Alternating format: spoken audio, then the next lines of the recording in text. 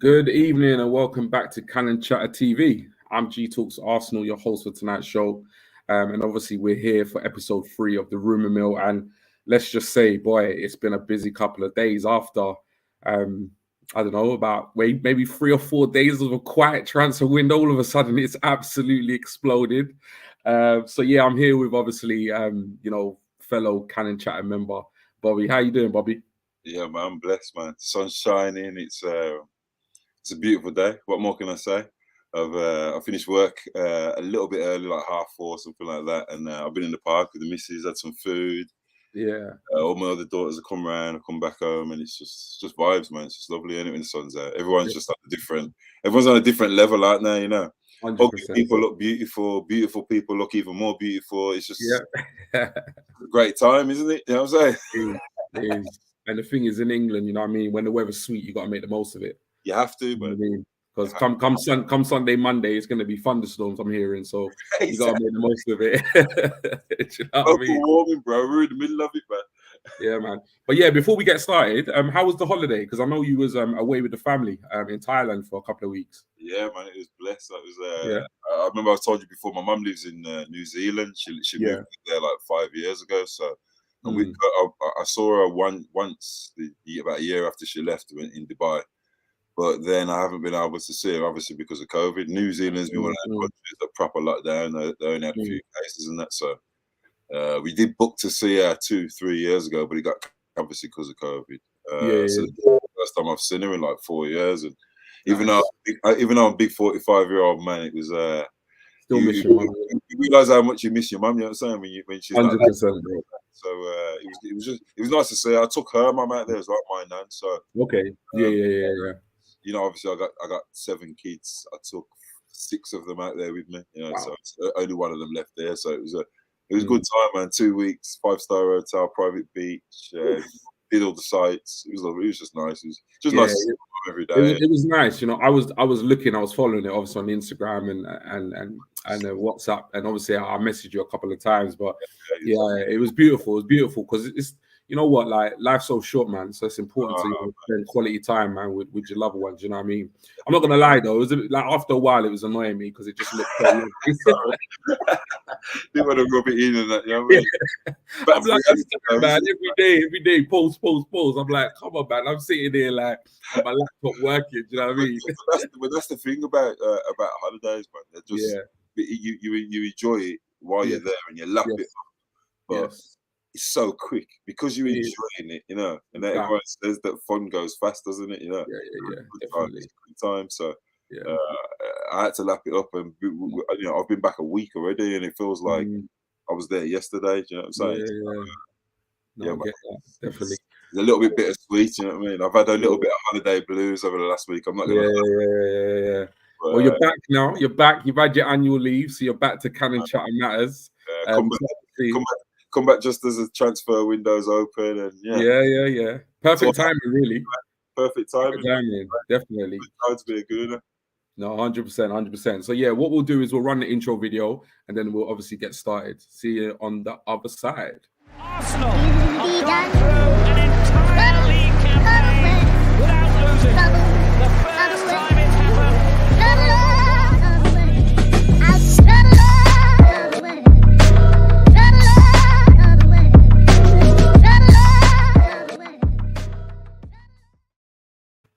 So yes, good evening everyone. Once again, like I said, you know, we're here for episode 3 of the Rumour Mill. Myself, G Talks Arsenal, and Bobby Brown, obviously going to be your co-host for tonight to take you through basically what's been a really busy week.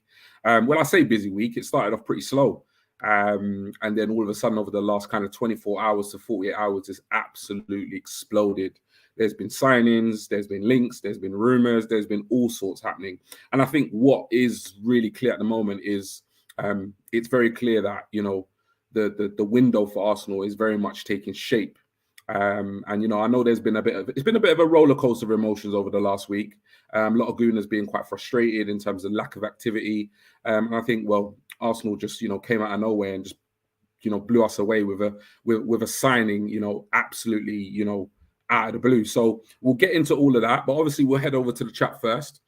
Because obviously the comments are flying in already. So glad so many of you are joining us And we've got one of our very own. We've got Lee. Good evening, everyone. This is going to be a good one. Don't forget to smash that like button and subscribe to the channel. Yeah, please do. If you haven't already, hit the like button on the video. If for whatever reason you're not subscribing to the channel, please do subscribe to the channel. We are growing organically. We do now have over 500 subscribers, but the more subscribers, the better. So yes, please do like and subscribe if you haven't already. We've got Big Mike's here saying, yes, boys. Good evening to you, Big Mike's. We've got George here saying, evening, guys. Evening to you. Daddy Faz, sorry, evening. Daddy Faz, how are you doing? We've got Ellie from the group chat. Nice to see you, Ellie, in the group chat here. Wicked evening, guys. Evening to you. I hope you got that glass of wine and you're ready to hear the wise words of myself and Bobby Brown, tonight. All things Arsenal. We've got Tyler also from the group chat. Lovely to see so many of you watching the show. Ready for this 100%. Dad Faz saying, can't wait. Sat outside enjoying the beautiful weather with fire pit glowing and can't wait for the show. Very excited to hear what's happening, 100%. Cannon Chatter TV here. Evening, everyone. Thanks for joining us. Obviously, make sure you drop your comments in throughout the show. We love to hear your thoughts, and that's all the way from Stephen, who can't be with us tonight. He's got prior engagements. Daddy Faz saying, doing well, G. Hope you're well. I'm all good, bro. I'm all good. I'm a little tired, sitting in the sun, busy day at work, but you know what? At the end of the day, lots happening, so we had to make this show happen tonight. No excuses. And the last comment I'm going to come to is Sonny here saying, yes. Yeah, man, big up. It's so good to see so many of you from the group chat on Twitter. Really, really good. Thanks for the support, guys. 100%. So, yeah, there's three. Obviously, this is your first Rumour Mill show, Bobby. Obviously, since joining the channel, it's a show that we did last year.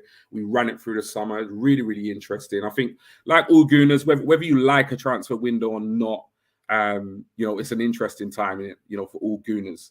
And so there's kind of three sections to the show. We've got the Time Line Rumour Roundup, where basically throughout the week we take down everything that's, in terms of transfer links, rumors, gossip, the weird, the wonderful, and we just put it all together and we do a quick 1-2 minute recap of everything we've seen and heard. We've got the players featured, where we take a little bit of a closer look at some of the players that we have been linked with, maybe some of the stronger links or somebody we've not been linked with before.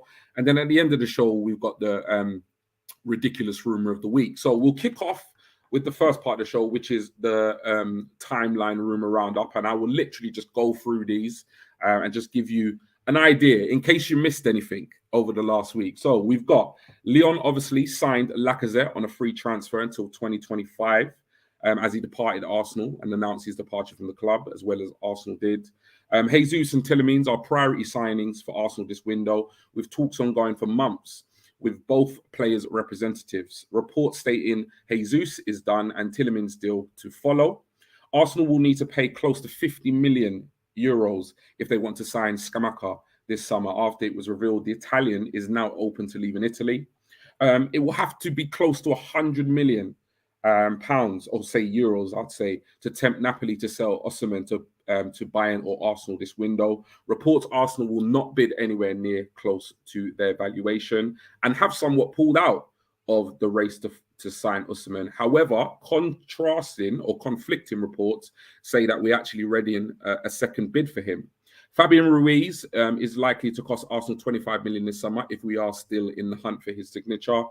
Nketiah has been offered a new contract. Negotiations ongoing. Announcement is expected soon.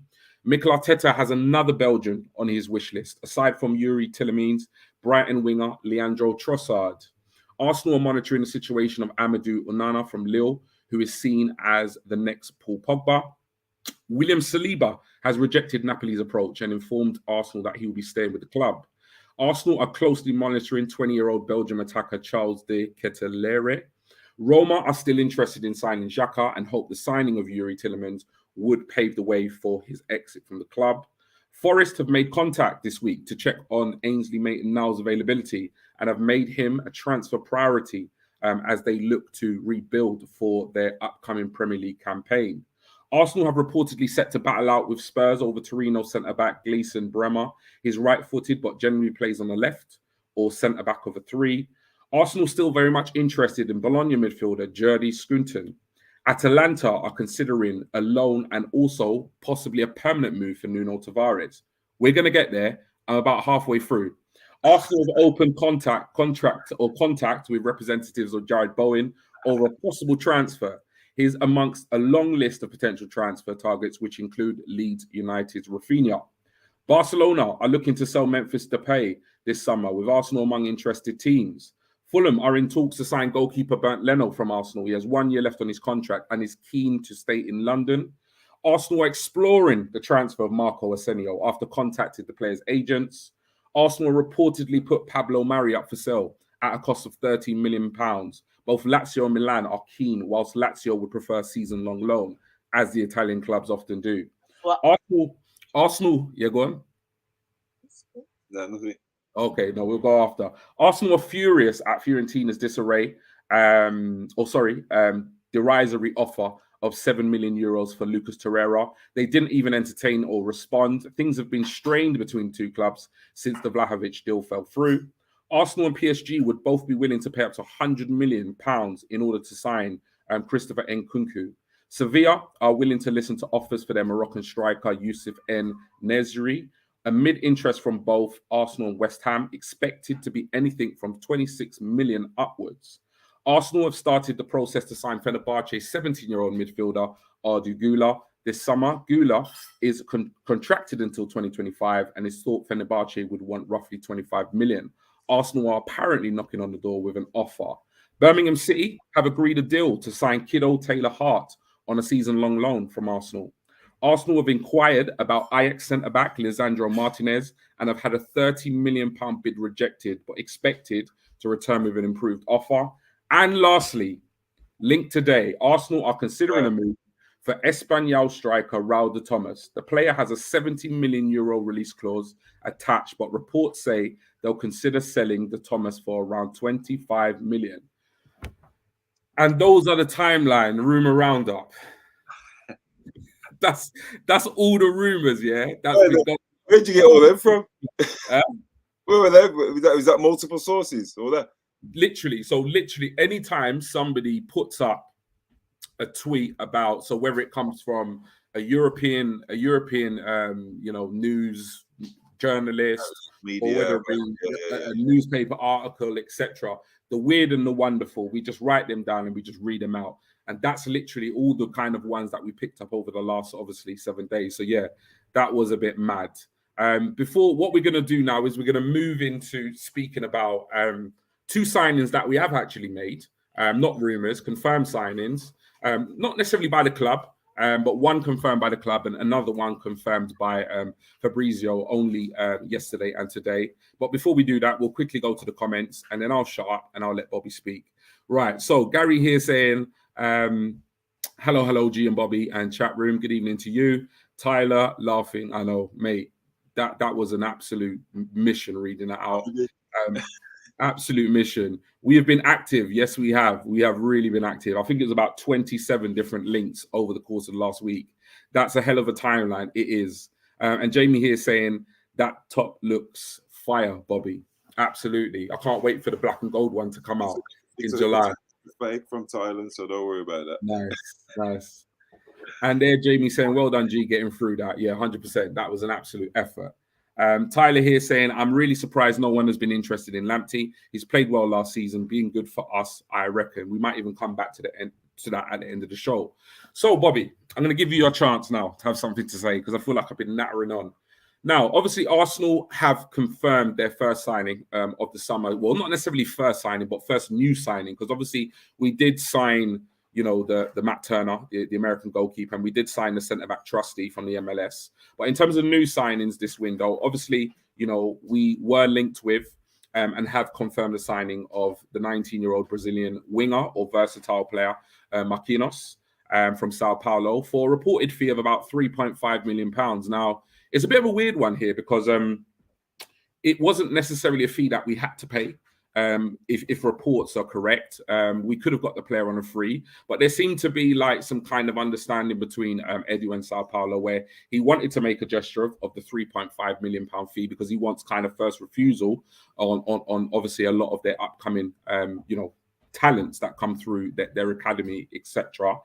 Give me your thoughts on Marquinhos, the signing, and also, what do you see happening with him? Because there seems to be a split opinion. A lot of people think that he's going to come into the club and he's going to be loaned straight out. Other people think that, you know what, looking at our right wing situation with Pepe's future in doubt, he could potentially have a role at the club this season. So yeah, thoughts on the player in terms of what you've seen, and where do you see his role next season?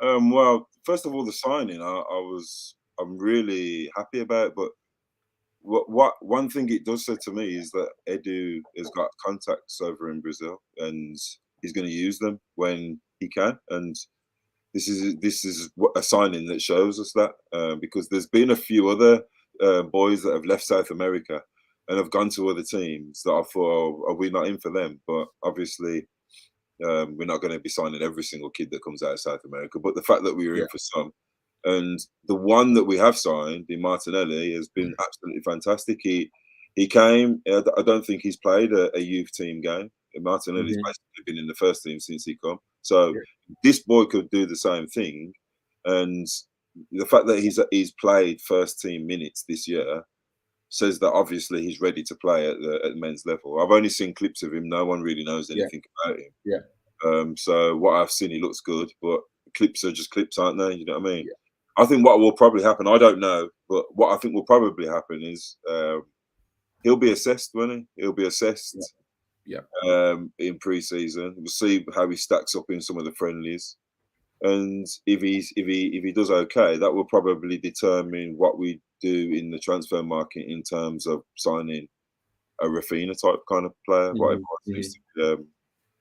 we seem to be linked with quite a lot at the minute. So, but yeah, I like the signing. He's a young boy. He's Brazilian, so young Brazilians are always good, aren't they? Yeah. So yeah, let's go. Let's see what he can produce. Hopefully he will be part of the first team. If he is part of the first team, 3.5 million for a first team player will be an absolute steal. And even if it's just a case of he just backs up, he plays all Europa games and Cup games and backs up Saka, comes off the bench every now and again. That'd be absolutely fine for me, because there's been times when Saka has looked quite tired this season. So it could end up being a steal. But if it's not, he goes to the 23s, or maybe he goes on loan, or I don't know. But he's ours now, and we can move definitely forward. Always definitely. Yeah, definitely. Like for me, I'm more than happy. Because you never really know what to believe. Obviously, when these rumors come out, about Arsenal could have got him for free, but they wanted to kind of build a relationship with Sao Paulo, so they made a kind of gentleman, 3.5 million, fee for him, because he's highly rated, by all accounts. I think it makes perfect sense. I think if you can build a relationship, with a top Brazilian club in the Brazilian league, and in that way that can improve your chances of getting real gems that come through the academy, I'm all for it. I don't see it as money wasted at all. I think it's forward thinking. I think that's how modern day football is. I think for a long time we've not. I think we've been really good at bringing through young players through our academy, but I don't think, when I look at other clubs, I think we could be doing more in terms of bringing young foreign talent to the club. So I'm definitely for that. In terms of obviously the signing, I was excited. I think whoever it is, regardless, because I saw obviously when we signed him, you could see it on the timeline. A lot of people saying, "Come on, look at our squad. We got a squad of kids. We don't need another kid, etc., etc." But for me, a signing's a signing. They put on that shirt, red or white Arsenal. I'm excited to see him. I think there are rumors that he might be loaned straight out. There might be rumors that he's going to be assessed. I think they're definitely going to look at him, and I'm excited to see him play in a couple of preseason friendlies. And I think you're right. I think depending on Pepe's future, depending on how this lad does, will determine what we do on the right-hand side. Because ultimately, we've got Saka, we've got Pepe, we've got Marquinhos now. We are linked with right wingers, but really and truly, you can't have 4 or 5 right wingers, for one position or 2 positions rotating. So I think a lot will determine, a lot will happen determined on Pepe's future and how this boy does. And I think what we remember as well, we remember last summer. I mean, because I've obviously been an Arsenal fan a long time and going through a lot of transfer windows. You've seen how we move, and we've moved late in the window a lot. We've moved very early. Yes, Got who we want, and then it's almost like we wait to see what happens with the rest of the window, and also we wait to see how what we've done early in the window has affected the squad with our friendlies in the first few games. Because if you remember rightly, we didn't. Tommy Asu, there was a few players that we signed. After the first, after the, I don't. We didn't have Odegaard, did we, for the Brentford game? No. I think it was 4 signings we signed after the Chelsea game. So, you know, obviously they look at the squad, see how they're going, see how they fit, all that kind of stuff, and then they're like, okay, we need to get them. Okay, we need to get this, and we spent a lot of money last year. So it seems to me like we're going to be going in again. Definitely, I'm here for it. Yeah, I think as Arsenal fans and all fans, I think, you know, we do need to remember that, yes, we do want signings through the door quickly, because we want them ready for pre-season. We want them ready, you know, in the squad. At the same time, we do have to also understand that, you know, they will have their planned targets, but also during a window, things will change. So you have to kind of adapt to how things change, because at the end of the day, they're probably looking at the Pepe situation and thinking, yeah, if we get a suitable offer, we'll sell him. At the same time, if that offer doesn't come, he's going to be part of the squad. So there does require a bit of, like, you're going to have to adapt, you know. So you're going to have your players. So you brought in Marquinhos, you brought in, you know, Fabio Vieira, who we're going to speak about in a sec. But also, a lot of it is also going to be able to adapt to a situation where if we lose a player, we're going to have to then obviously, you know, follow up a target. So, and we do need to remember, pre-season starts on the 27th, league starts in August, but the window stays open till, you know, whenever.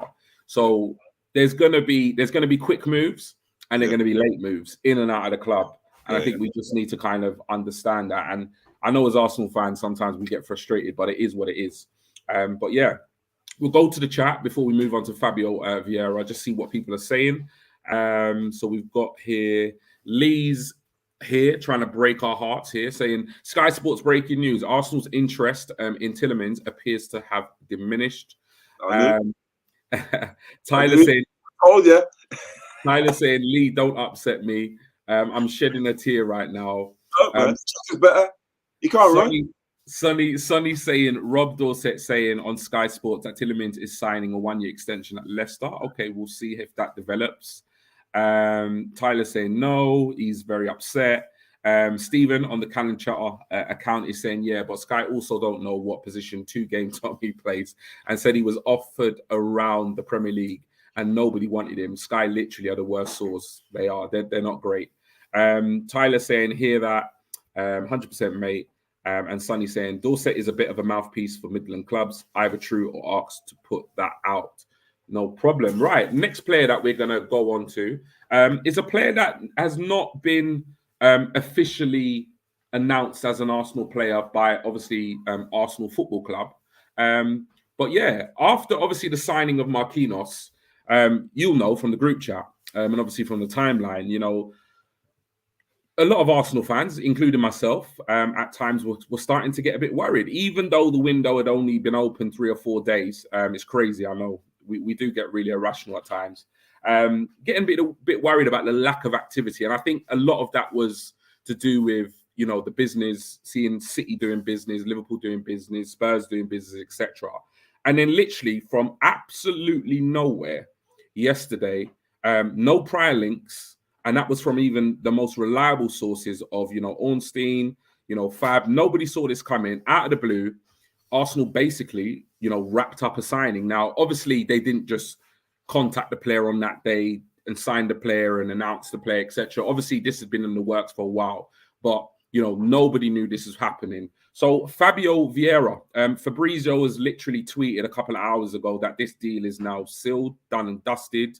He's passed his medical today in London, and we're just basically waiting for an announcement, which could probably take a week or two, because, you know, Arsenal do like to take their time in officially announcing players. But yeah, give me your thoughts on, obviously, the surprise in which this kind of came about yesterday, your reaction to that, and obviously your reaction to, obviously, you know, the type of player he is, this Fabio Vieira. I was surprised, but I wasn't surprised. Yeah. I'll be honest. Because they've showed us what they're all about now. This group that are running our club, yeah. they don't want leaks because they sacked the guys that were sending leaks last year. No, so we ain't going to hear about anything. So everybody getting excited over links, I find quite strange because we always getting. I was one of them. We was all getting mad excited for Maddison last year. Yeah. And then we found out that Bow was like a fake that was put out by Richard Garlick to fool everyone. You know, I don't want anyone to know what business we're doing, and I fucking love that. You know, it reminds me of when I was a kid, when the only time you'd hear about Arsenal signing something was, as we spoke about in the group chat, we're in the newspaper on a Monday, because you wouldn't, even if the player was signed on a Friday, you wouldn't hear about it until Monday. The Sunday newspapers had already had all their stories, or good old teletext. Yeah. So you'd hear about it on the teletext on a Saturday, but then some papers wouldn't have anything about it because they didn't have time to write up. So you wouldn't find out about anything until Monday. Everyone bought the Monday paper because who resigned? Do you know what I mean? Yeah. So and I love that about Arsenal because it means that we're moving nice. We just we're not. It's not about what everybody else thinks of us. It's about what our club wants, what works for us. Yeah, and what we're doing. And we've made mistakes by trying to catch up with other teams, haven't we? And Gazidis has come out and said it. We made mistakes. We tried to catch up with the big teams, and it left us financially unviable. You know, having big players that weren't pulling their weight on big contracts. And now, this kid signed for 26 grand a week. I know. And Nketiah's old contract was 35 grand a week. Yeah, it's crazy. I was 5-year deal. The most creative player in Portugal. And you know what I love about the picture? What was all the media speculation was that we was after Vitinha. I know. The geezer that's running after the guy that we bought. I know. It's crazy. We didn't want you, bro. We wanted him. Yeah, absolutely. Man United have lost out on him now to PSG. Yeah, both PSG. Man United have a torrid win at the moment. The signing doesn't surprise me because Mikel Arteta has obviously got his targets that we don't know nothing about. We can only speculate. And this guy was obviously, because I read the Ornstein piece, it said that they've been looking at him since January and onwards. Mikel said that he wanted him, and so man, it's for me. I'm just so happy because it silenced a lot of people. It did. With the amount of heat that the club's been getting, that Mikel Arteta's been getting, that Edu's been getting. For what? I really don't understand. We had the best window that we've had for years, probably 10 years last season. So surely we should all learn from that and say, these guys know what they're doing. They're going to bring in good characters. They've got rid of all the shit bastards. And even if people thought they were good, now we realised how crap they were because we was actually in the top 4 race because we got rid of the Aubameyangs and the Chambers and all the other guys, the Bellerin, them kind of people that weren't pulling their weight, that were just earning a good wage, and we're going to do that again. We'll get rid of Holding. We'll probably keep Holding because he's a good character. Yeah, but we've re-signed Eddie because he's a good character. So, but this boy here, I don't know a lot about him. He looks like a player off his clips. He does. The stats don't lie. He's been backed for Portugal. Just look how thick his neck is. Look at the veins. He's a player. He's a player. He's got the wrist tape as well. He just looks like a player. Left foot, right foot. We chatted in the group. We said, what footed is he? We didn't even know. No, you can't tell. He looked so comfortable. He scored a volley with his right. He was getting assists with his left. He was crossing with his right. He was just, we're moving in the right direction. Come on. We're moving in the right direction. Tommy Ramsdale, Odegaard added so much to what we built last season. These guys are going to add a lot more. Yeah, definitely.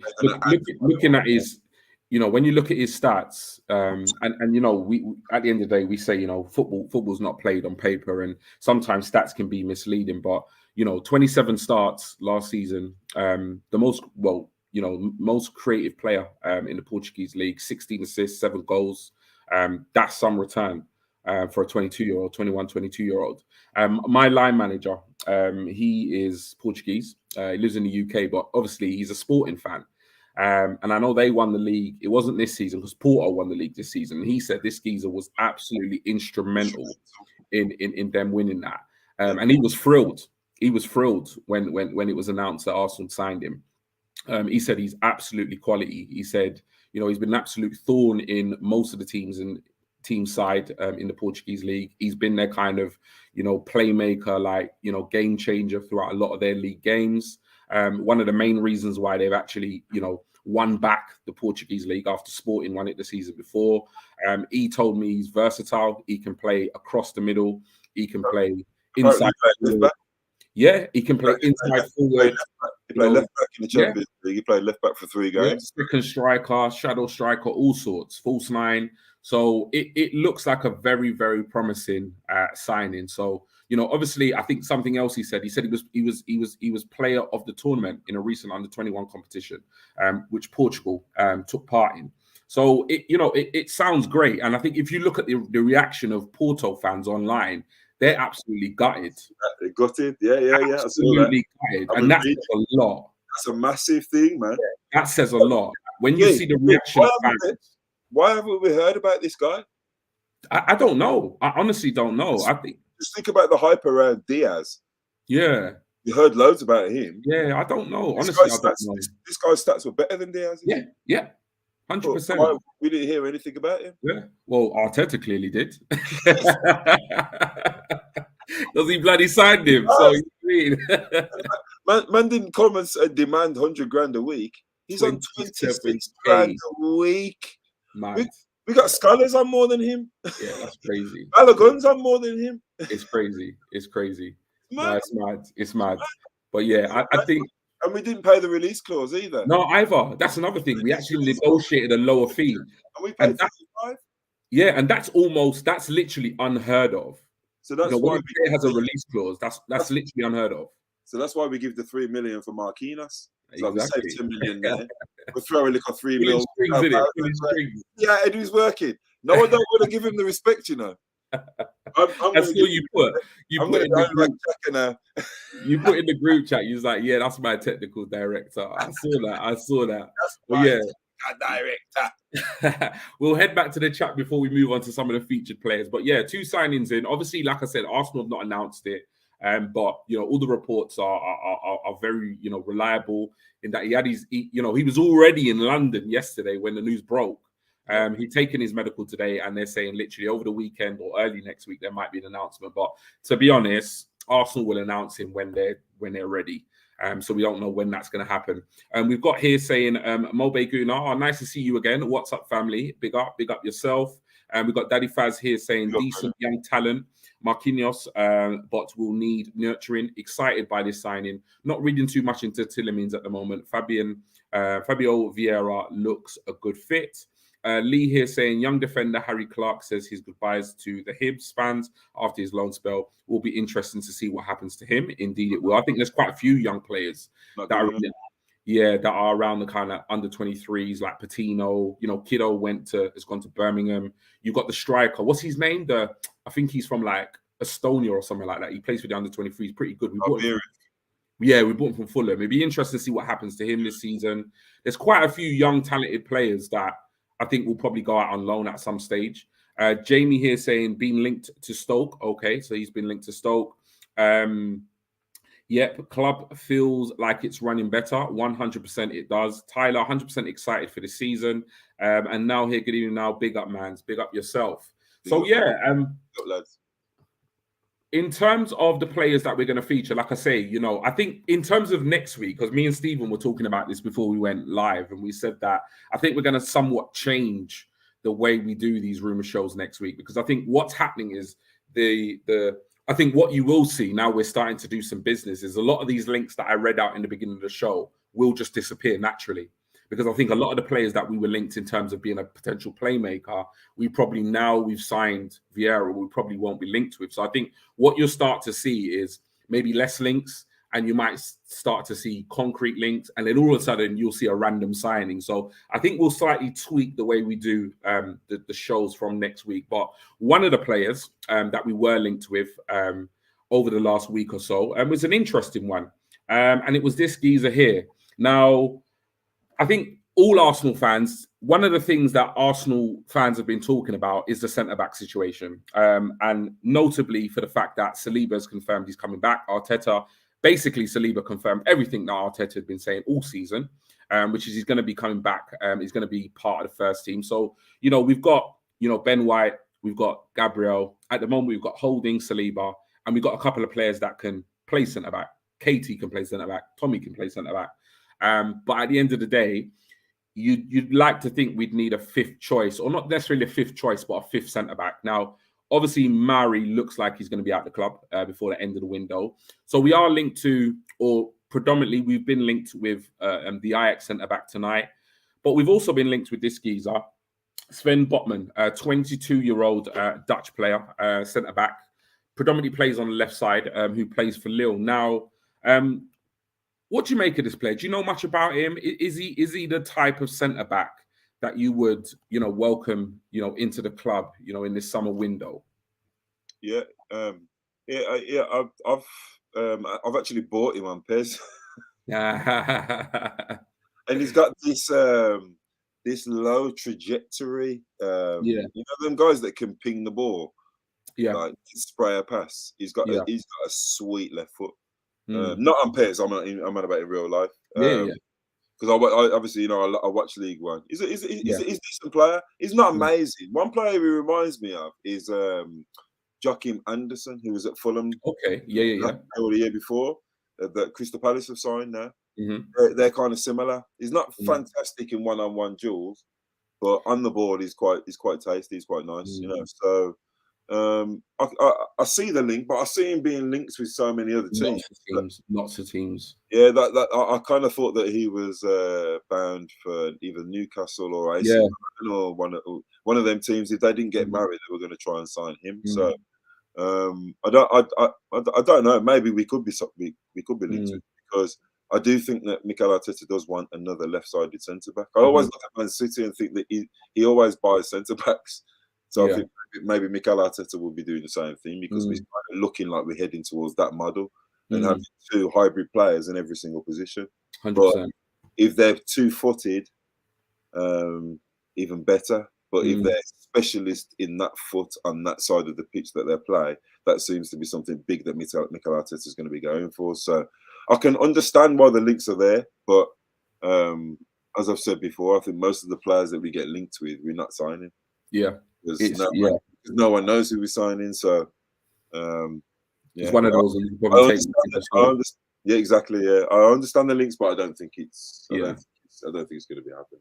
Yeah, it's I think you make a good point. I think Newcastle were heavily linked with him in January, and they've been linked with him again this summer. And from if you read into the reports, because I know Fabrizio was covering it quite a bit, it seemed that Lille's asking price seemed to be the issue with regards to like Newcastle not kind of getting that deal over the line as yet. I look at the players we've got, and I look at the money we've spent in terms of centre backs. I look at Ben White 50 million, I look at Saliba 30 million, I look at Gabriel 30 million, I look at Holding. I do see Holding at the club next season. The only one I see moving is Mari. I see him going out of the club. And I'm not sure if, given the rebuild in the process of the rebuild, I'm not sure if we would invest the reported amount of money that it's going to take to prize him away from Lille. The other thing you also mentioned was something that I was going to mention was, from what I saw, I definitely echo what you said in terms about him on the ball, sweet left foot. But yeah, his one-on-one duels are not great. You don't want it. He's a bit of a nice player, isn't he?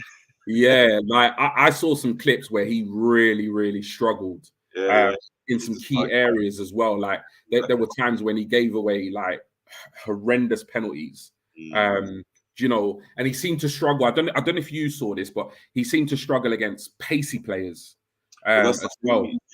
A lot of these silky centre backs. Yeah. I mean, look at you like Ake. Yeah. He's like, for me, is a perfect example. On the ball, absolutely fantastic. You probably won't get a better centre back, but off the ball, sometimes they just look a bit lost, don't they? Yeah. And he could sometimes be like that. Last year because they won the title, Lille did. Yeah. He was absolutely fantastic. But what's his name? Fonte. He was at Southampton for years. He's like 37. He was like the leader. He was head and shoulders better. He was head and shoulders better than him. Now, if a 37-year-old Fonte was better than him, then that kind of shows you the level that he's kind of at. You know. He's a nice player, but as you said, I don't know. And you know what happens a lot with the French league. They do hype a lot. They do hype a lot of their players. They do. A lot of their players get big price tags for doing stuff in that league where not really you haven't really, the Portuguese league have kind of got it right because all the players coming from there are doing really well. It's still cheap. Diaz is the best player in the league. He was 35 million. Good player in that league is 35 million. We paid 72 million for Pepe.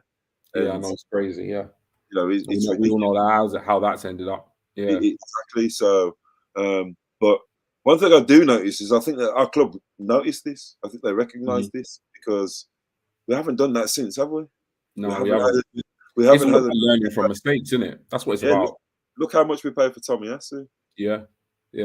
Apart from his being injury prone, what a steal that was. Everyone's talking about 50 million for Ben White, but 50 million for an English centre back. You're talking 35 million elsewhere, which is like an average price. Yeah, we paid 35 million from 30 million, was it, or 28 from Lille for Gabriel, and Gabriel's been absolutely fantastic. He's came to the league. His first season, he scored on his debut, and he's had moments. But we know he's still developing. But generally, he's been a very good player for the money that we paid for him. So, 100%. I think there is a little bit of League One tax, isn't there? Yeah, no, there is. There definitely you get some absolute gems from there, but you can get some absolute stinkers. Yeah, and I think I genuinely think that Mikel Arteta and Edu have got a really good relationship, and they're watching and they've learned from a lot of the mistakes they've already made. They've got rid of certain players and certain characters for a reason. I don't think you're going to see us make many mistakes in the transfer market again. I can honestly say. If we move on from obviously Sven Botman, but obviously just to kind of summarize, just a yes or no, would he be the fifth choice, or would he be your fifth choice centre back to sign this window? No problem. Nice, short and sweet. For me, it's a no. And I spoke to Stephen earlier, and it was a no from him. So pretty unanimous on that one with regards to Sven Botman. We understand the links, we get the links, but like Bobby said, we don't seem to be signing many players that we're linked with. Marquinhos came from nowhere. Fabio Vieira came from nowhere. Obviously, we are linked with the likes of Jesus, which we do hope goes over the line. But we like that one. Yeah, we like that one. We like that one. We believe that one. But other than that, Sven Botman, let us know your thoughts in the comments. But for me, Bobby and Steven, it's unanimous no with regards to fifth choice left centre back to come into the club. We'll go to the comments here. Gary saying, I hope Arsenal get the two starters I feel are needed, striker and midfielder. Else will be in the same position at the end of the season. Big Mike saying, Vieira, very techie, quality signing, options on options. Absolutely love it. Big Mike's. Definitely. Saliba totally needed to stay. So happy. Yeah, I was absolutely over the moon that he came out and gave that interview. Big Mike saying, if you look at our squad and players we are signing, there is a lot of parallels to the City squad, which can only be a good thing, 100%.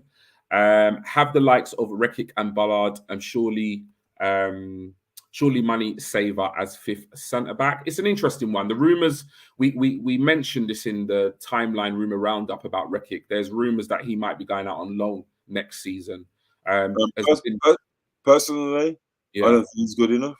Okay, I've not seen much of him, to be honest. Yeah, I've seen him play a couple of under 21 games, and just rumours that when I've heard, when I've watched, I've seen reputable people say big things about him that don't sound good. So I don't know what that signing was all about, to be honest. Yeah. I think I hear a lot of people mention him, but I don't know. I think personally, if you're going to come out of our academy, I think if you're 18 and you're still in the academy, you're not ready for our first team. That's pretty much the way. It might be that they're looking to put him on loan so he can get game time and maybe potentially increase his value. Exactly. Yeah. It's more that, yeah. Like I say, I think I think one club. Obviously, there's a lot of things we can criticize that club about Chelsea, but I think that is something that they have done well. Some of the signings that they've made, they seem to buy a lot of these players. They loan them out and then they sell them for quite decent fees. Yeah. And I think what we have to understand as Arsenal fans is that not everybody that comes through the academy or any young player that we sign has to go through into the first team. Sometimes it's a case of bringing them in, developing them to their ceiling, and then selling them on. It's business at the end of the day. That's actually a massive point, because when you look at how much over the last couple of years, you remember when Chelsea signed Havertz, the season when they signed Havertz, they made a profit. Yeah. Last year they spent nearly 90 million on Lukaku, and they still made a profit. Yeah. Because people don't clock it, but they sell a lot of players. They sell a lot of players because you remember when Abramovich first came, they were buying players left, right, and centre everywhere. They had something like 20 odd players on loan last season or something like that. Oh yeah, last season they had 20, but I remember them at time and they had 56. Yeah. Remember that was when the FA said, right, they had to cut out contracts and get rid of a lot of them. So yeah, man. Listen. I know I always go back to them and I always boost them a lot, but Eddie and Mikel have looked at the whole scope. These two guys, we've got Eddie, who was an invincible. He was at his first job after being a player was at the Brazilian national team as the technical director there. That was his first job. So he hasn't been part of club football, but he was a club legend. Whether you like it or not, he was an invincible. No, he was. And then you've got Mikel Arteta, that's been around some of the best managers in football, David Moyes, Arsene Wenger, and he's learned from the best. He's been in two fantastic clubs, two of the oldest clubs. Everton and Arsenal are the two clubs that have been in the top flight of English football for the longest. So they'll have the most tradition, the best fans, all that kind of stuff, and he's had a good grounding, and then he went to with Pep for 4 years. Yeah. When his first year he didn't win anything, he got Mikel Arteta, and then he started winning. So these guys have learned a lot, and they're looking at everything. And I think that Chelsea model, they'll take bits from Chelsea, from Liverpool, come up with your own formula that works, and they'll make us what we need to be. You hear Mikel Arteta, he knows what a winning organisation looks like. He's been part of Man City. Eddie knows what it's been to be like of a winning organisation because he was an invincible. So both of them have been at the very top level. So they're not going to be happy until we get there. So I think the fans need to just stand off them a little bit, let them do their thing. Stop giving them so much heat. Like we've done with Xhaka for the last 5 years, when he was our best player in our worst period, but he was the only one that was there fighting. It's the same kind of thing. It's like everyone always tries to look for something that's wrong. And I think this is a massive period. This rebuild is going to be key to our future success, and I think they're going to set things up. But that Chelsea thing, how much money Chelsea made of all the bad things that Chelsea did, all the bad things that they did, they basically ruined football, paying dads of the best players to be scouts for them, basically buying everybody's best players. In all their academies, buying all the best players all over Europe, taking chief execs from Man U, taking Arsenal's best player, Ashley Cole, taking Mourinho. They did whatever they wanted. With dodgy money. But one of the good things that they did was they bought lots of players in youth and sent them out on loan. And if we can do that with Nuno, with Eddie, because I don't think that Eddie's going to have a long-term career at Arsenal, but he's just on a 5-year deal. So he's going to be there a while. He's going to be there a while. Alagon, if you don't cut it next year, you'll be an asset. We're going to have lots of Patino. Because the level's going to get higher. The first team. These kids don't cut it like Saka did, like ESR did. You're going to be an asset, and you're going to be worth money to us that we can use go and get the next big players. You know what I'm saying? Yeah, no, it's true. I'm so excited. I hope you can hear my excitement, Gooners. And those that are watching, I'm so excited. I'm going to try and mute it a little bit. We got Daddy Faz here. Let's breeze through these comments. Need strong centre backs, not fancy looking ones. Botman, not for me. We've got Big Mites. We really have to give our talent ID team props. There's a clear plan as what we're trying to do, and everyone has bought into it. No to Botman from him. Feeling that Botman is highly unlikely. We've got the Guna 28. Rekik on loan will be good for him. If so, gives him time to develop. They're both internationals starting their careers and will want first team football. We've got Edu and Cole are moving like crazy right now with the amount of confirmed and potential transfers. I'm a little shocked. And lastly, Daddy Faz, well said, Bobby. 100%. Thank you, Faz. So, the next player, and we've got 3 more players to get through in tonight's show. We've got a striker that we've been linked with over the last kind of 7 days. And it is a Gio Simeone, a 26-year-old Argentinian player who plays his football in Serie A for Cagliari. In 36 appearances this season, he scored 17 goals. I have to admit, I don't watch much Serie A. It was a league that I grew up watching. I watched Football Italia every single Sunday on a Sunday, black and white TV to color TV. And it was just something that I grew up with. I know. AC Milan was my team. That's the black and white TV, you know. Black and white TV, bro. Do you know how difficult it was? Trust me. Listen. Don't knock it, bro. I had one of my nans, bro. Yeah, man. Four was like 65 or something, between 65 and 75. Yeah. So I used to watch a lot of Serie A. I used to watch it a lot more than Premier League football because growing up, we never had Sky or anything like that. Do you know what I mean? So I used to watch football that was on terrestrial TV. So that was one of the main kind of, Sunday kickoff. And they even had a Saturday morning show where they used to show all the goals and that. Yeah. Do you know what I mean? So I grew up watching Italian football. AC Milan was my team. But to be honest, I don't watch much. I'm an Inter Milan fan. Inter? Yeah. Okay, Inter. I love Inter Milan. Yeah. Obviously, we got Bergkamp and Carnu from Inter Milan. Yeah. No, we did. Yeah. Find it for me. Yeah, but yeah, he's a player we've been linked with. Not massive links, but his name's floating around quite a lot. Now, like I said, I've not really seen him play. I've watched, comps and stuff like that since obviously the links have come in, because I think even though, we've signed Eddie on a long-term contract, all reports and rumors are indicating that the Jesus still looks like it's going to get done. That there's smoke without, there's no smoke without fire. We definitely seem like we're still interested in signing a potential target man or kind of out-and-out centre forward. Now, talk to me about Simeone in terms of, the player himself. How would you feel if Arsenal, went in, put a bid, and signed him as a centre forward for the club this summer? It totally wouldn't surprise me, because we're buying people off key, aren't we? That obviously that they feel would fit what they're trying to do at the club. I'll be totally honest, I know absolutely nothing about him. Nothing. Yeah. Apparently he's Simeone's son. Is it? Yeah, his father. Yeah. Yeah, I saw that the DG put it in the chat. I just went through it. I know absolutely nothing about it. I've never seen him play, so I can't honestly comment. But his kind of signing doesn't really surprise me. Yeah, to have someone that's, what is he, 26? Yeah, 26 years old. So he's not even young, is he? So he's kind of he's coming in as kind of like the experienced striker. Yeah. Yeah, but I've said it before. All the players that we've been linked with, even though Jesus and Tielemans, I would love to have.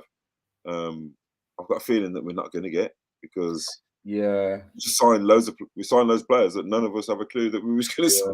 Yeah. But this boy, if he's decent, the links could be because of that. But I don't know. I don't know enough about him. I'm going to Google him after the show now to see what. 100%. You know what it is with the striker thing. It's like I've kind of said it from the beginning of the window, is that as much as I know, I kind of feel like we need an out-and-out centre forward. At the same time, I'm not kind of too fussed in terms of who we buy. And the reason why I say that is because apart from like the likes of Aubameyang, you know, who was obviously doing the business in the Bundesliga, we very rarely buy, you know, centre forwards that are kind of household names. You know, if you look at like the likes of Viltor, Giroud, Henry playing as a winger, you look at, you know, a lot of people were kind of writing off Bergkamp when we signed him. Kanu had heart issues, you know, when he was at Inter Milan or Ajax. It's like we very rarely go out there and buy off the shelf like top end strikers. So I'm not really bothered who we buy. I just feel like whoever we buy, if they're a competent striker, I feel like they will score goals in this team. Exactly. Yeah. G, this is why, G, I'm really struggling with Jesus, because Jesus, I'm kind of getting. You remember what I was like with Dusan Vlahovic? You remember? I was all in. I was, bro. I was games. I was following him on every single social media thing. Bro, I was watching Italian football all of a sudden. Exactly. And that's the thing, you see. And that's the thing. This is what it does. This is what it does to us, yeah.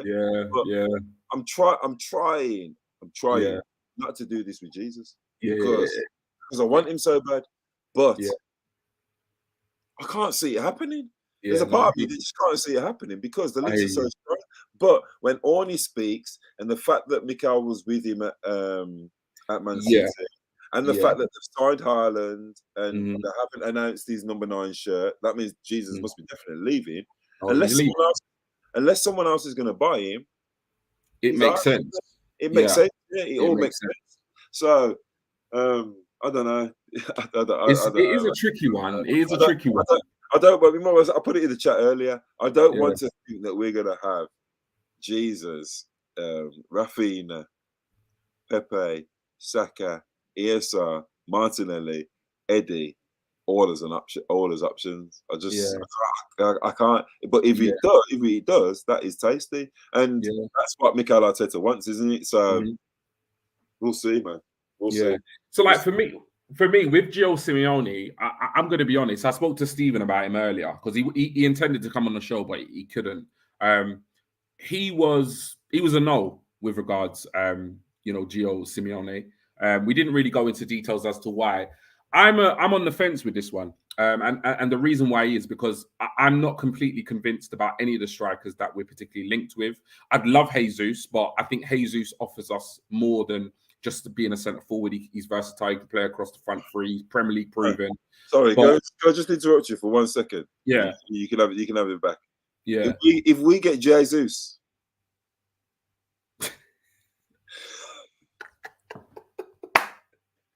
Is it a wrap? Yeah, it's a wrap. I'm sorry. We're winning the league. Yeah, we're winning the league. Whoa. I know I said only 1 point, but I'm just gonna make 2.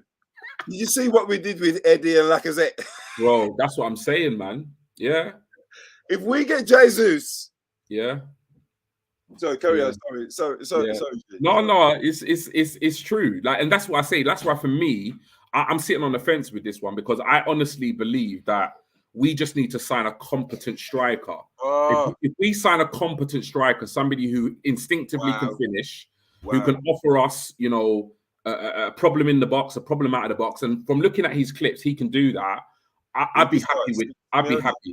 Yeah, I've never watched it. I'd be happy. Definitely give him a watch. He looks like a decent player, and like I say, Cagliari are not a great side. And I know the Italian league is not the greatest, apart from like the top 4 or 5 teams. But massive strikers have been at Cagliari. A few good strikers there. So for me, you play first team football in the top league. Yeah. That's it. For me, 17 goals in 35 games. It's not a terrible return. And like I say, he seems to play down the middle, but he can also play. He seems to also play in off the left as well.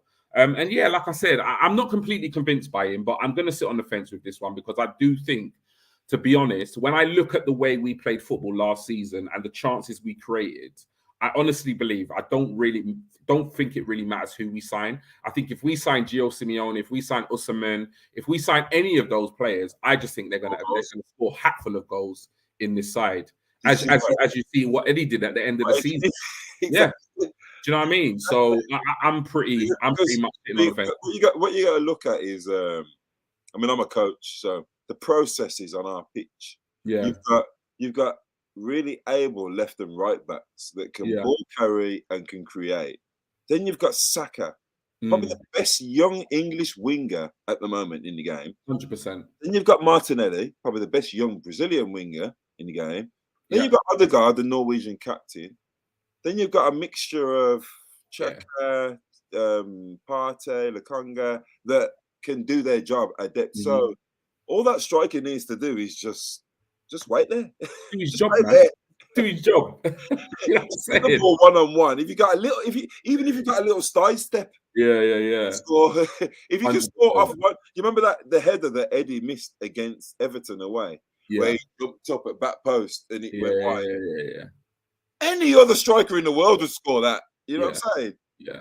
The chance that Lacazette missed against Wolves, even though we won that game, any other striker in the world is going to score that. So, come on, man. We get a good striker, we're cooking, and these guys, Mikel and Edu, they know what we need. You know, they're probably talking like we are. Just imagine you're them. You're like, yeah, right. How much money we got, bro? Yeah, no, it's true. It's true, man. How much money we got? Yo, how much can we play for Arsenal? 70. No, offer them 50 and tell them to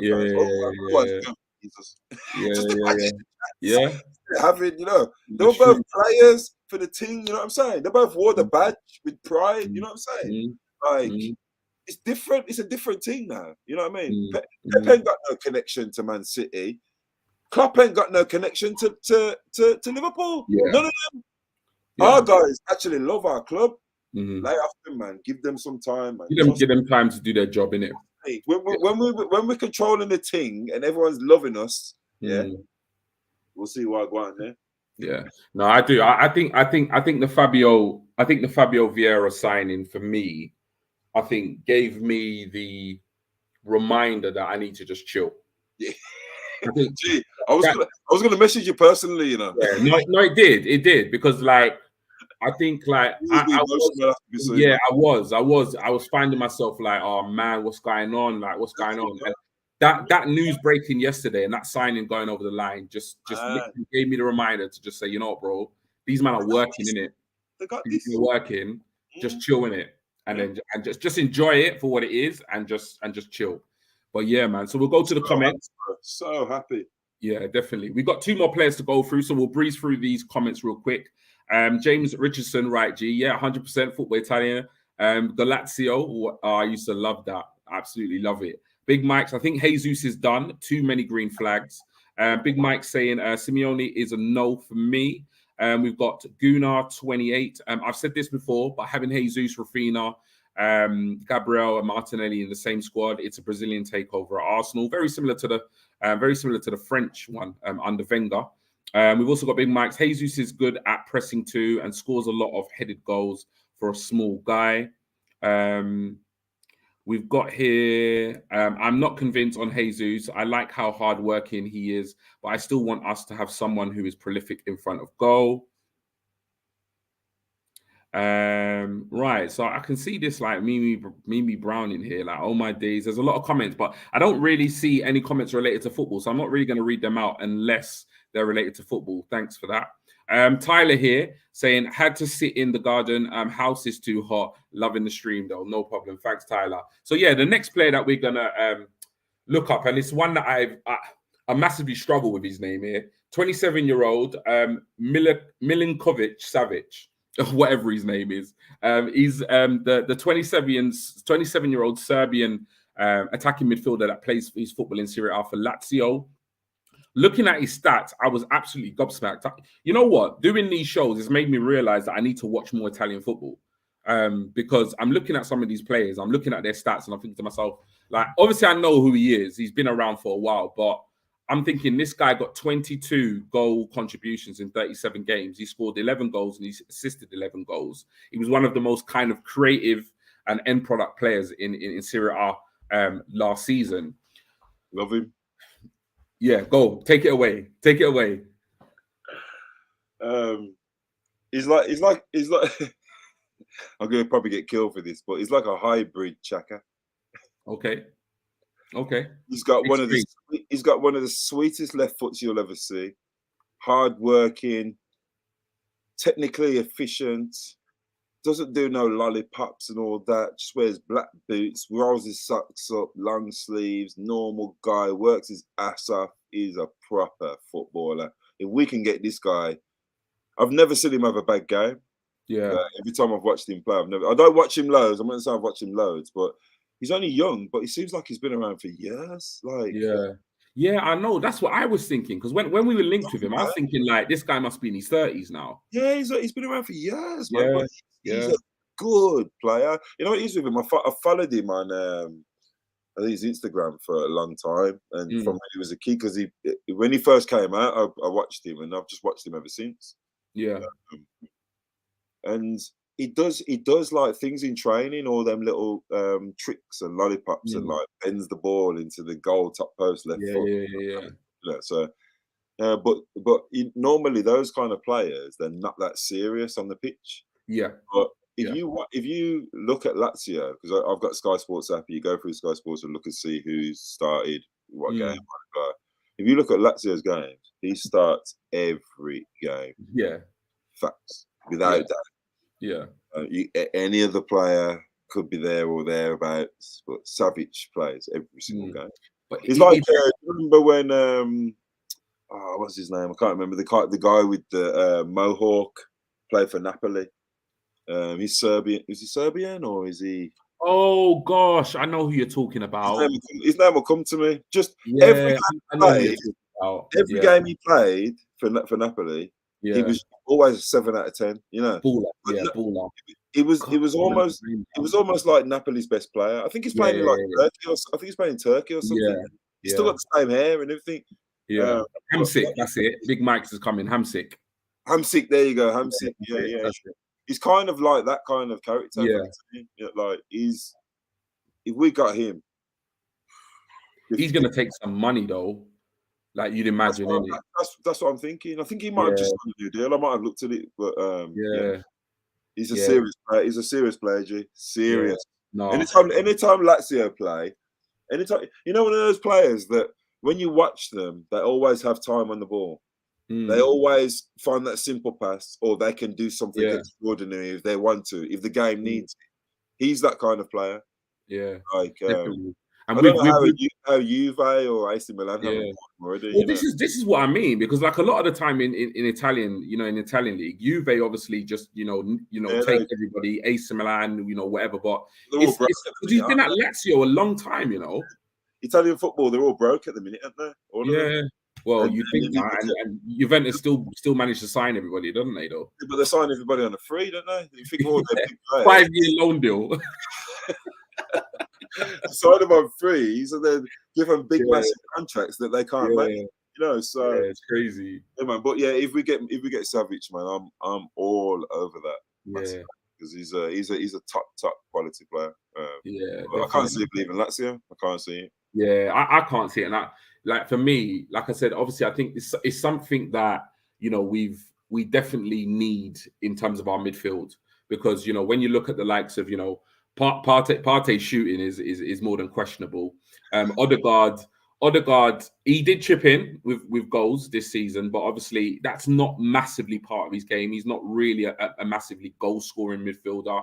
Obviously, we've got Fabio Vieira now, who hopefully can transition and bring more goals from midfield. Well, yeah, exactly. Set piece specialist. But somebody like Savic would absolutely transform the midfield. But I can't see it. So it's a yes from me, but very unlikely that it's going to happen. But we'll just have to wait and see. But I can't see him leaving Lazio. I think he's going to be absolutely priced out of a move. I think a lot of it will depend on how many years he's got left on his contract and what he actually wants to do in terms of moving forward for his career. So we'll go to the comments quickly. We've got Big Mike's here throwing some comments in. Proper mentality monster he is. Similar to Xhaka, but has legs and is silky, top player. It's like a Xhaka hybrid. Big Mike says the guy with the mohawk was Hamsik. Daddy Faz, proper ball player, Savic. I really like him. I'd have him over Tielemans any day. And Daddy Faz is saying that it was Milik, who was the guy with the hat with the mohawk. Yeah, I think it's Hamsik. I'm not too sure. He said he had the mohawk. Hamsik, not Milik. Oh, there we go. There we go. Would you take Savic over Tielemans, Bobby? Huh? Would you take Savic over Tielemans? All day. Yeah. I mean, you know what? I wasn't the biggest fan. I've never been the biggest fan of Tielemans, even when Tielemans was at Anderlecht. And yeah, you've not said much about that potential signing. You know, when Tielemans was, I remember when he was a kid when he came out, he had a big promise. Yeah. He was at Anderlecht, and all these big clubs were after him, but he went to Monaco. And I was like, if big clubs really wanted you, why'd you go to Monaco? Yeah, it's Monaco, just as that Russian billionaire took over, had lots of money, got a big contract, ended up only getting a loan deal to Leicester. You know, so then I was never, you know, so I don't know. I'm thinking that Mikel Arteta and Edu are probably thinking the same thing. That's just my thoughts, though. You know, you know what I'm like. It follows. It follows a trend. Do you know what I mean?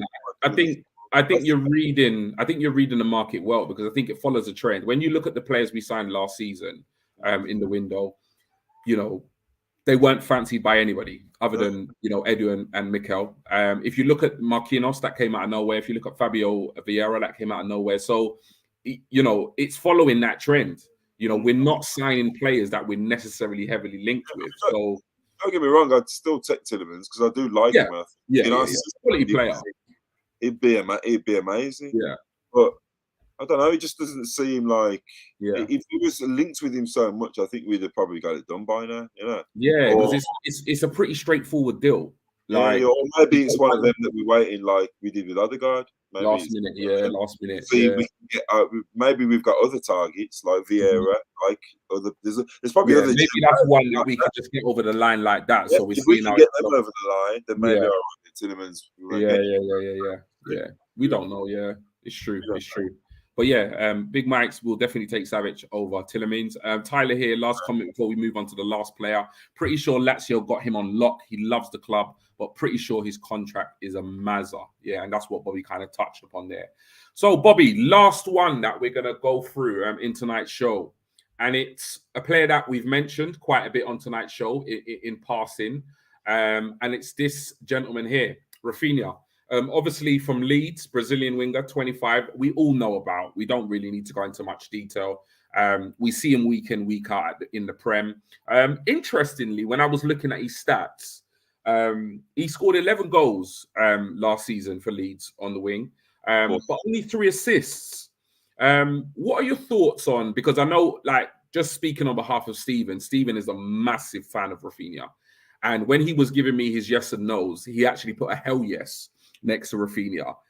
So he was like unanimous. He wants him to come to the club. He'd love us to bring him. And obviously there are some strong links, which, like you said, like we've said, doesn't mean we're going to sign him. Probably means we're not going to sign him. And we are covered in that area already with the likes of Saka, Pepe, and Marquinhos. So what are your thoughts on Rafinha? My thoughts on Rafinha as a player, great individual ability, but I don't think he's got the longevity to be a top level player. That's just my personal opinion. Yeah. I'd take him all day long because it's Rafinha, isn't it? He's a good player. He's a good player to have as a backup or whatever. But I don't see it personally. I think he'd be too expensive. He's Leeds' best player. I've said before, we've actually had it on this channel. That there's another player from Leeds that I'd take over Rafinha all day long. I get a lot of stick for it, but you do. Jack Harrison is a much better player than Rafinha. He turns up every week. He's a 7 out of 10 every week. Rafinha scored 11 goals, but 4 were penalties. He's only got 3 assists. He doesn't create a lot of chances. He's very left-footed. Watch him. I mean, he even looks. He kind of looks slightly fat in that picture. I'm just not a fan. It's not a hell no. But it's a no. Leeds ain't going to give us their best player for 35 million. We're talking 50, 60 million if we believe reports and rumours. I think a lot of media outlets are bored because they don't know what we're doing, so they just print a lot of stuff, don't they?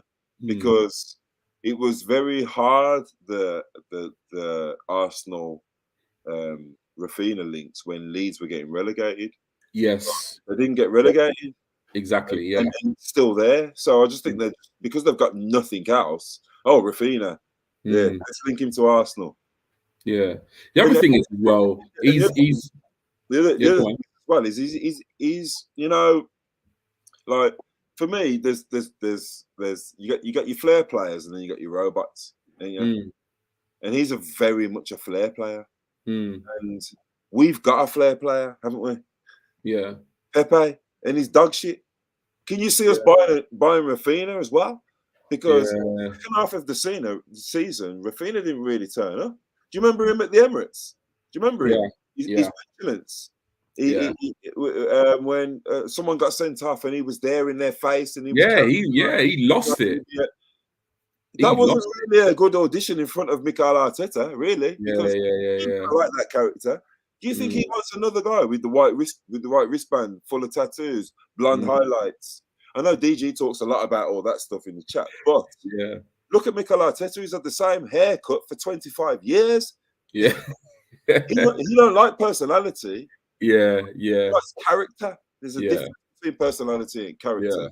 And for me, Rafinha don't fit an Edu, and even Edu's had the same hair since he was. Edu and Arteta. They're simple guys, isn't it? They're simple guys. He doesn't fit that.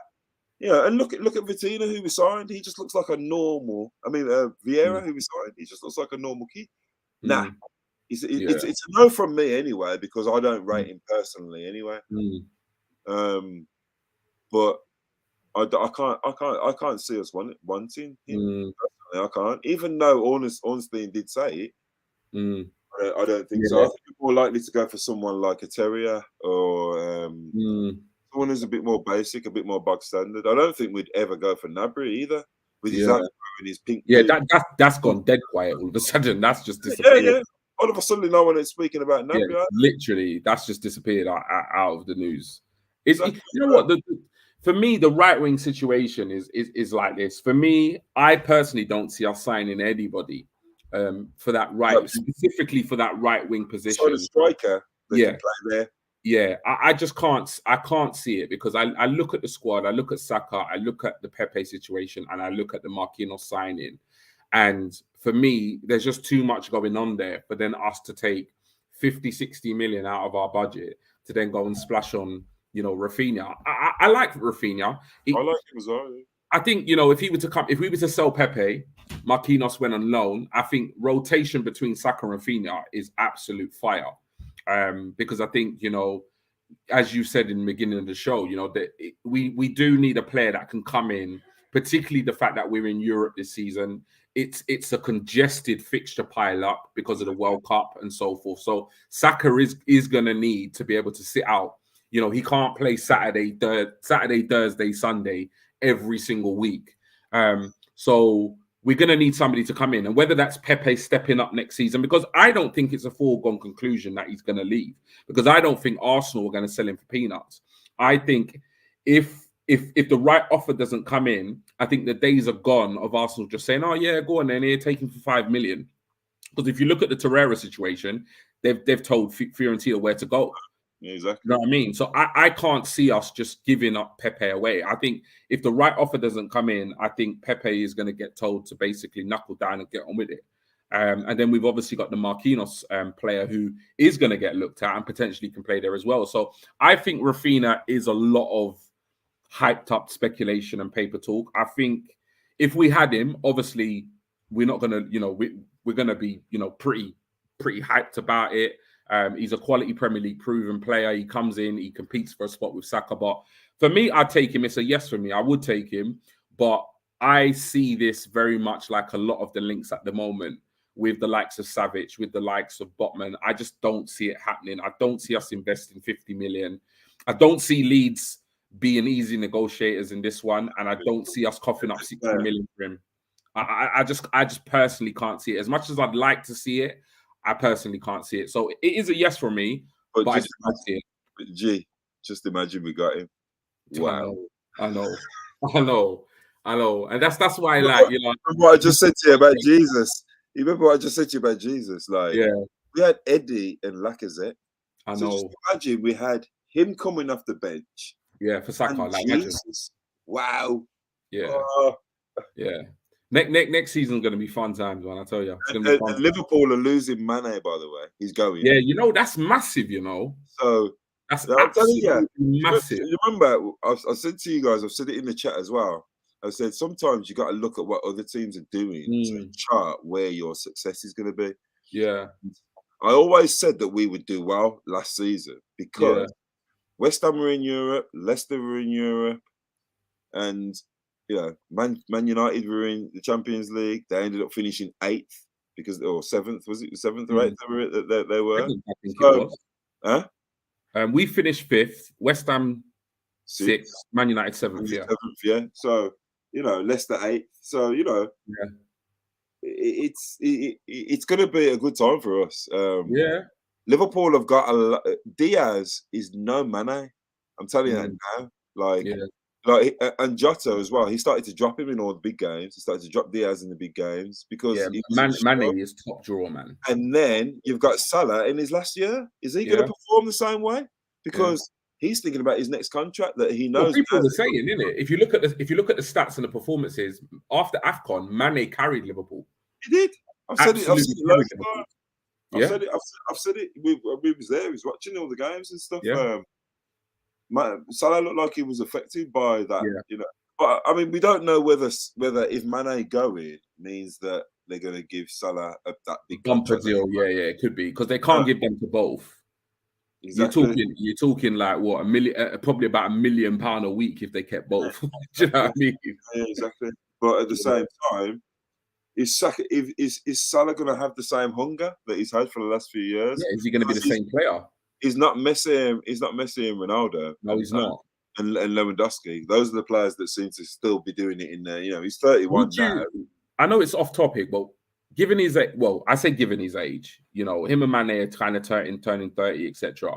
And we won't spend too much time on it because it is Liverpool. But I do think Mane going to Bayern Munich is a huge blow for Liverpool.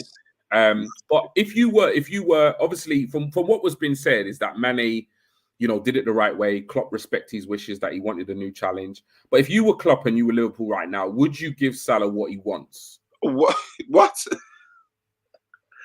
Gee, I'm sorry, it's a silly question.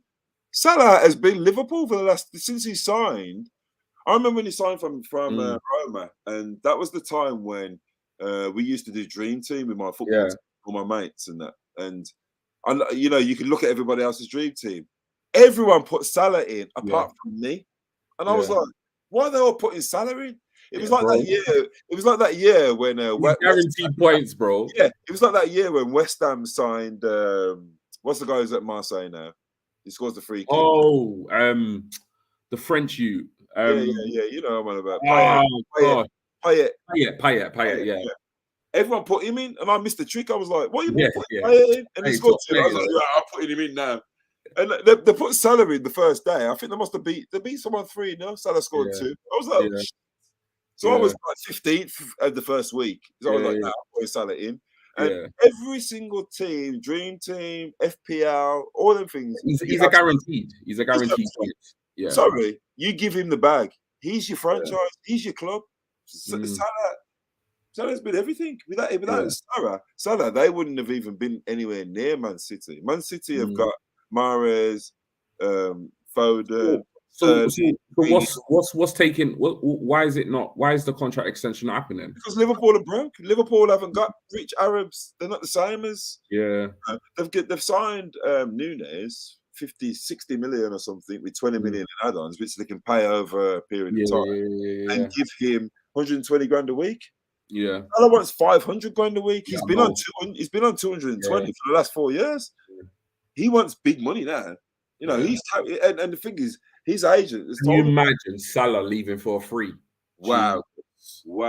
And the thing is, he'll go somewhere and get 500 grand a week. No, of course he would. Easy. Yeah, and he's told him that. But I think Mane leaving means that he could probably get the contract because there is no way they're going to leave him. It's balancing the books, isn't it? But is he going to be as productive from 31 to 35? It'll be interesting. It's going to be interesting, that one. It'll be interesting. It will be. Back to my original point was that Liverpool are going to be in a disarray. They've lost Mane and Salah's in the balance, and he's getting old. Yeah. They're whole, and then you're going to have Milner, who's only signed 1 year, massive to that football club. Henderson. Van Dijk, 31. He's going to be 32 next year. Yeah. Henderson, 32, always injured. All their key components in that team, they're going to need replacing soon. Yeah. So, and just get young 22, 23, 24-year-olds, take time. It's going to be us and Man City soon. Let's hope so. We'll run to these comments now, and before we go into our ridiculous rumor of the week, if you've got any thoughts on obviously any of the players that we've covered in tonight's show, please put them in the comments now because we'll probably be wrapping up in about next 5-10 minutes. We'll run through the comments. Rafinha, my Leeds fans told me Madrid made sense. Hell yes. But is he to replace Saka? Can we keep Saka? Obviously, I've heard a lot of links with Rafinha and Barcelona. By all accounts, he kind of had his heart set on going to Barcelona, but Barcelona are broke and they can't really afford that transfer. So I never heard Madrid. I heard more Barca. So I might have missed that one. In terms of, is he there to replace Saka? No, in my opinion. Saka's staying. He's going to sign the thing. He's going to be there for many, many years to come. And in my opinion, I think we can keep Saka. And to be honest, even if we signed Rafinha, for me, Saka starts. Lee Meadows here saying Harrison is actually a really good shout, Bobby. Daddy Faz saying Fat Finia. Because you said Rafinha was overweight. He's the picture you put, man. It's a bad picture. I saw what you did. Yeah, to be fair, it was a bad picture, man. Me and Bobby stuck with the same hair, nothing to do with character, 100%. Daddy Faz saying Gnabry links will come around again from next week, I reckon. Riddy Sakar saying hi Riddy, nice that you joined us. Big Mike saying would Rafinha start over Saka? For me, it's not a dead cert. I think Saka, that right wing position is Saka's to lose. What do you think, Bobby? I don't know. Sometimes we spoke about this. G. Sometimes Saka frustrates me, but he's very young. He's only been 2 years at the academy, so. Maybe Rafinha being the main starter and Saka backing him up, or maybe starting on the left more time. I mean, Saka's fantastic. You can't say drop Saka. For me, that position's his to lose. It's his to lose, isn't it? Yeah. But I think his upturn needs to be higher next season. He gets into so many good positions because of himself, but then it's that final bit in it. But that's part of his development, I suppose. So no problem. Daddy Faz saying here, United finished 6th. Okay, so it was West Ham that finished 7th. I thought it was the other way around. They were 11 points behind us. The player that we were thinking of was Payet. Bobby eventually got it. Riddy Sakar saying, what are the chances of offloading Pepe? We kind of spoke about that earlier on in the show, Riddy. But in a nutshell, just to summarize, my thoughts are that I don't think it's a foregone conclusion that Pepe is going to leave. I think based on performances, I think the club are open to selling him. But based on asking price, from what I'm reading, Arsenal are not going to be bullied into selling him for peanuts, given the fact that he does still have 2 years left on his contract. So I think it's pretty much up in the air. I don't think there's any guarantees as to what's going to happen with Pepe. But I think if we do sell him, then we would definitely delve in the market for a right winger. But I can't see that while he's at the club, because like you told me earlier, Bobby, he's got 2 years left on his contract and he's on big money. So bringing in another right winger with a massive fee and similar weekly wages, if not more, for me just doesn't make sense right about now. Looking at our squad, but we did speak about that earlier in the show, so go back really and check out what we said. Mike, good evening, Mike. Hi, G and Bobby. Hope you're both well. These surprise signings that are being rumored show some Papa Wenger vibes, 100%. He loved the shock signing, didn't he? A surprise signing out of nowhere. Lee Meadows saying, my brother had a chat with me about Saka, worried about his contract situation. If he doesn't sign an extension, my bro would sell him. I think if he doesn't sign a contract extension, we have to sell him, personally. But that's a big if. I think Saka loves the club. I don't think his immediate future is in doubt. I think he's going to stay at Arsenal for at least the next long-term contract. I think what we need to remember is that he's a very humble, well brought up young man. He's very level headed. Not even a conversation. Yeah. So for me, I just see it as he's at the club for the foreseeable future.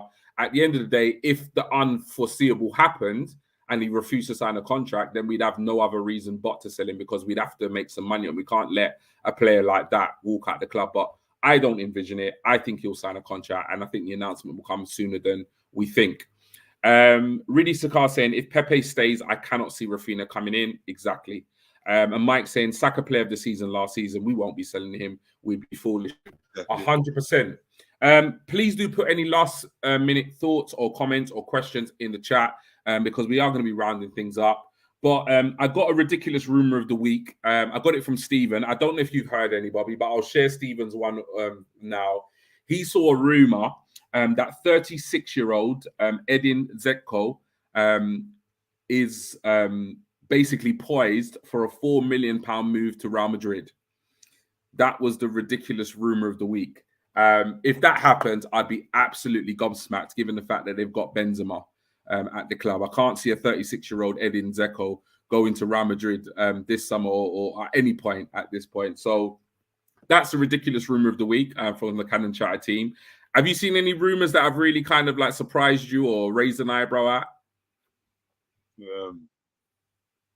I'll be honest, I haven't now. No. I was a bit surprised that Vitinha has now been linked to PSG. Yeah, supposedly they've activated a release clause, I think. Yeah, after apparently us and Man United were wrangling over him, but I don't know, man. I'm getting a bit long in the tooth, G. You know. Yeah. I see a rumor now, and I'm just like, yeah, whatever. You know them ones. I'm literally like that until I'm just waiting for official stuff like with the Vieira and stuff, you know, because everything else is just noise. I mean, you should look at that the weekly thing you did at the beginning. Yeah, that was going on for ages. Yeah. Look at it and see how many players we were actually linked with. Crazy.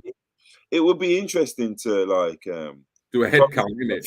From the end of the season to the start of the season, or the close of the window. Write down every name that we're linked with. Jesus Christ! And then you know what you need to do? We need to do a show releasing those names the day before the next transfer window opens. You know what it will do?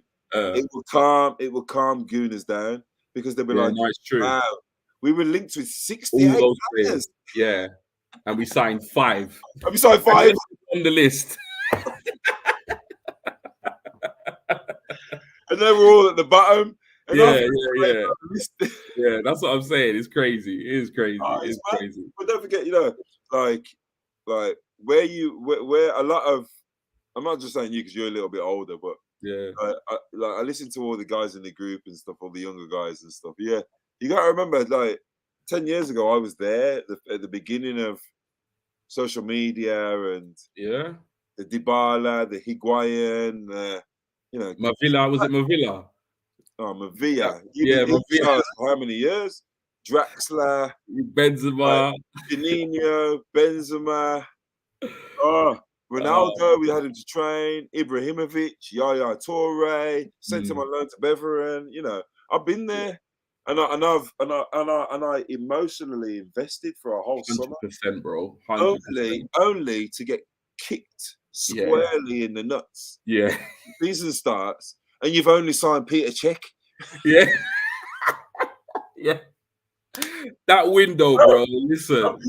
So my pragmatism isn't just me being moody and boring. It's come from years of transfer period pain. It's got to be a realist, isn't it? Don't get invested, man. They like to put Arsenal fans on a string and just play with us, man. Yeah, it's true. It's true. Man. Just listen to Orney. Just listen to James, Chris Watt. Just listen to them. Yeah. Them ones that say when we're interested in someone, then you can start to. But you have to look at signs though as well. Look at the last summer window. what happened? Yeah. Nothing what we thought was going to happen. Yeah, no, it's true. It's true. You know what I mean? So that's that. I'm just trying to save you all. No, it's true, man. Going bold like me, bro. Going bold like you're right, bro. Trust me, you're right, man. 100%. We've got last comments here, and then we're going to obviously round up the show, let you know when we'll be back, and then take it from there. So, Big Mike's, what about the Martinez from Ajax? We've been linked with him today. So, yeah, he was part of the Time Line Rumour Roundup. We will feature him next week. I think there might even be some developments between now and next week because Orney's come out and said that we are interested. We have bidded 30 million, but it's been rejected and we're looking to go back. So that's coming from Orney, which means it's likely to be very reliable. But we will definitely feature him in next week's show. Canon chat, obviously, that's Stephen. Fabrizio, here we go for Victor PSG tonight. Okay, that's since we've been on the air.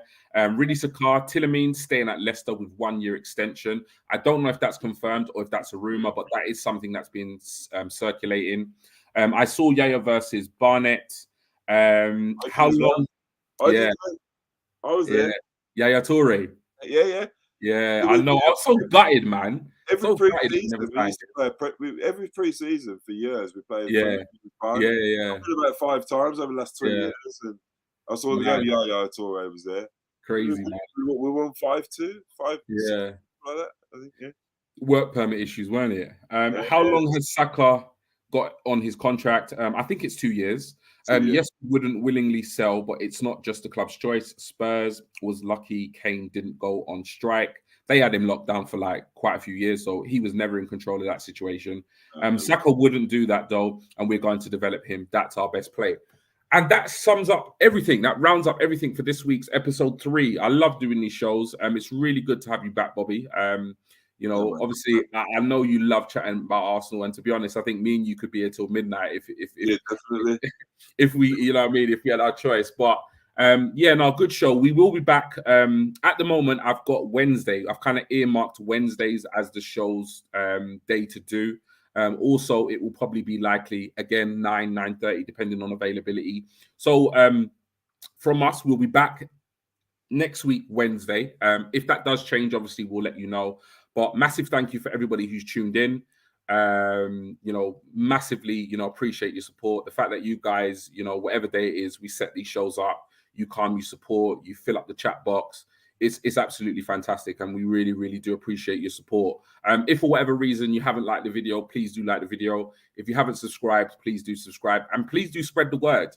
If you know any other gooners out there that would be interested in our content, maybe appearing on the show or subscribing to the channel, please do put the word out. I don't think there's anything more powerful than word of mouth and recommendation. So would really appreciate you doing that. Any last words from you, Bobby, with regards, obviously, just the transfer window so far and looking ahead over the next couple of weeks?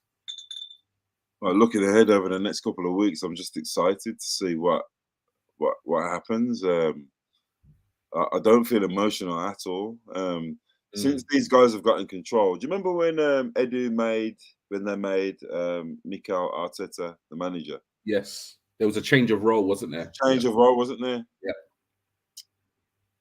Yeah. Something with me just said, you guys are serious, ain't you? You're like, you know what I'm saying? I've said, you got to remember we've been with Gazidis and Wenger for a long time. Yeah. And I come out of transfer periods just feeling really confused. Yeah. Right, what's going on? But I've started to see something clear, not only on the pitch, but also in the transfer period, in the transfer window. It's just been, man. I'm really excited. I hope all the Arsenal fans are watching this stream and getting excited too. Yeah. I know that a lot of opinions differ and all that kind of stuff, but bottom line, we've got good people running our club now, man. People that genuinely 100% care about Arsenal. They wore our badge, and I know a lot of people think that don't matter. I've had comments in the chat, I don't care that Eddie was an invincible. But trust me, you should care, because a lot of people that are running other connection with the club, isn't it? Haven't got any connection with the club, and it's massive. It's massive, and you got to remember, Kroenke did that. No one else did that. Kroenke gets a lot of heat as well, What is he doing? He's putting his money in, and he's got two people involved with the club that both love the club, and they're both serious. They've had both of them have had the same haircut for 20 years. They don't care about clout. They don't business. Good. They just care about it. Mikel Arteta in his interviews, he's so serious. Could you imagine him on the training? He comes. Imagine him on the training pitch with he's you. A man on a mission. He's a man on a mission. He's on a mission. He's got a point to prove. He has. You know, just imagine. Everyone's saying, "Oh, you're baby Pep. You're this Pep. You're that." Yes, Combe boy and all this. How much do you think it matters to him to go and do something totally different with Arsenal, a club that actually has a heritage, that actually has a history, that actually has something that we can be proud of? Man City hasn't got that, you know. So, yeah, man. Honestly, let's go. Let's go, bro. Let's go. Definitely, man. And you know what? On that note, we'll round up everything. Obviously, just a last couple of comments. Thanks, guys. Thank you for tuning in. Exciting times for real. Daddy Faz, thank you for your support watching the show. Stephen here reminding us that Lottie is actually back for a chat along next Friday for the England women's game versus Holland in the Euro. So do tune in for that. Last comment of the night from Mike. Yeah, at least now we have a philosophy when it comes to the kind of players we're looking to sign. Excellent. And yeah, on that note, obviously, you know, like I said, thanks for tuning in. It's an absolute pleasure doing these shows. Really look forward to them. Our next show will be next Wednesday, approximately 9:30. If that does change, then obviously we'll let you know. But yeah, just thanks for the support. Two signings done. Let's see how many more we'll get. But yeah, until next time, keep chatting. Big mites.